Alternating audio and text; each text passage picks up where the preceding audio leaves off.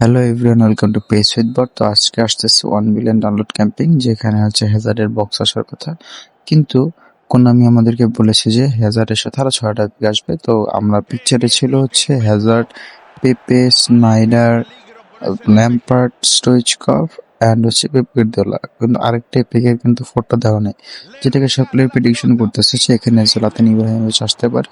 Cause জলাতান ইব্রাহিমোভিচের photo Konami আসলে officially কোনো social মিডিয়াতে ইউজ করতে পারবে না, বাট সে গেমে আসবে। সো সকলে এটা আসলে ধারণা করতেছে যে জলাতান ইব্রাহিমোভিচ আসবে। এখানে আপনি একটি ফ্রি স্পিন পাবেন এবং 500 কয়েনে 10টা প্লেয়ার বের করার বা 10টা স্পিনের একটা সুযোগ পাবেন।